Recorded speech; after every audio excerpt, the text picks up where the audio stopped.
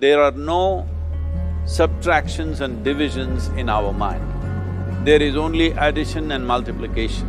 I will just remove negative thoughts and I will have positive thoughts.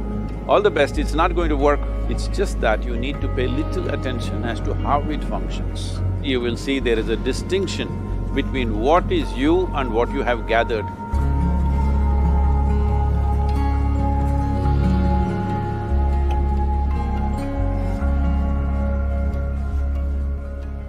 Well, see the way the question is asked and also the way normally it's addressed is, people think there is something called as negative thought and positive thought.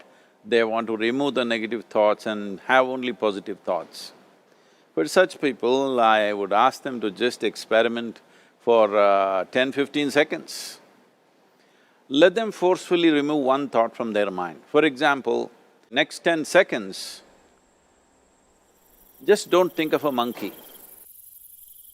Try not to think of a monkey for next 10 seconds.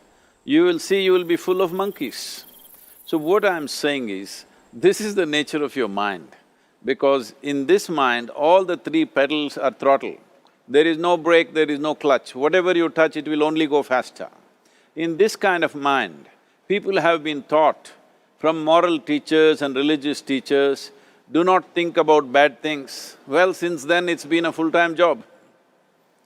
So there is no way you can handle the mind like this. This doesn't need any great enlightenment.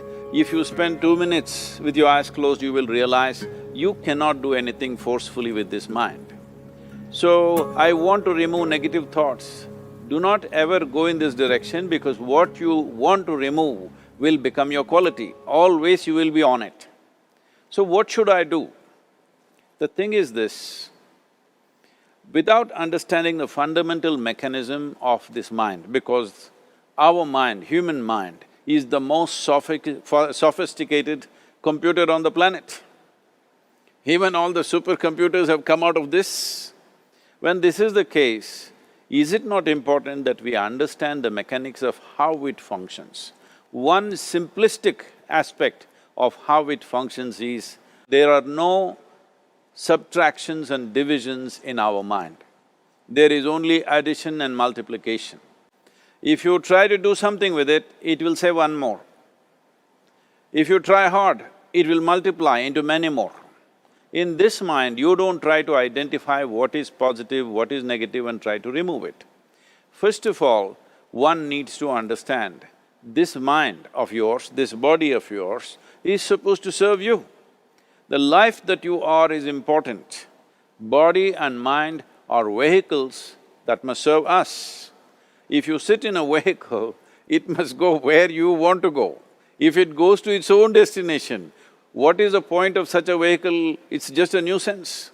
Right now, most human beings are unfortunately experiencing this fantastic possibility of human mind as a nuisance, as a troublesome thing. Well, this is the most beautiful thing you have. It's just that you need to pay little attention as to how it functions. One simple thing is this. First and foremost process is, that's why we put out this process called Isha Kriya. This is to distance yourself from your physiological and psychological process. There is something called as you which exists. This is not a composite of all your thoughts and emotions and physiological processes. Beyond that, there is you. If you close your eyes, even if you cannot see anything, you're still there. It is through the window of your eyes that you're looking out, but if you close your eyes, it doesn't mean that you don't exist, you still exist. So beyond your thought, you still exist, beyond your emotion, you still exist. So that you, the life that you are, this has to come into your experience. Why is it that you're not allowing that to come into your experience, which is the most significant aspect of who you are? Who you are right now, the most significant aspect is, you and me are alive right now, this is it. What I'm thinking, what you're thinking is not the important thing. We are alive right now, that is the important thing. So, it is important that you focus on this fundamental sense of aliveness within you, and then you will see there is a natural distance between you and your thought process. Once there is a distance between your psychological process and your physiological process, this is the end of suffering. Because there are only two kinds of suffering that human beings go through, physical suffering and mental suffering. Once you create a little space between you and your mind, between you and your body, this is the end of suffering.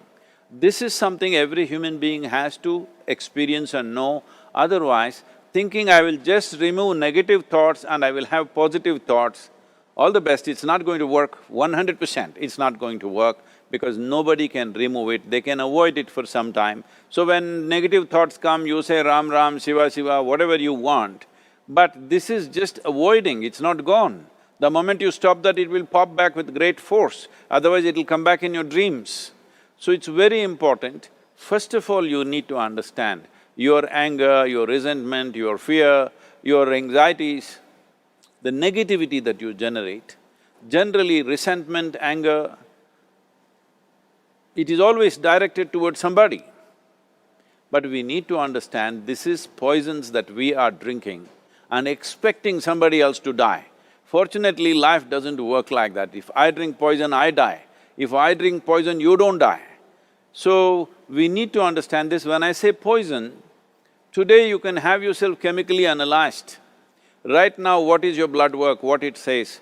5 minutes of intense anger, check your blood work and see, there will be lots of negative elements in it, literally you're poisoning yourself. So, do you want to poison yourself? Definitely not. Now the very question is coming from certain helplessness, what shall I do? Don't do anything, just sit back and just concern yourself with something which is a life process. Maybe your heartbeat, maybe your breath, maybe just a sensation of being alive. Depending upon how sensitive or how perceptive you are, accordingly, find something. It could be a sensation in the body, it could be breath, it could be heartbeat, it could be anything, something which indicates life to you. Just pay attention to that for some time. Slowly you will see there is a distinction between what is you and what you have gathered, which includes both your physiological and psychological possibility or mess, whatever you made out of it.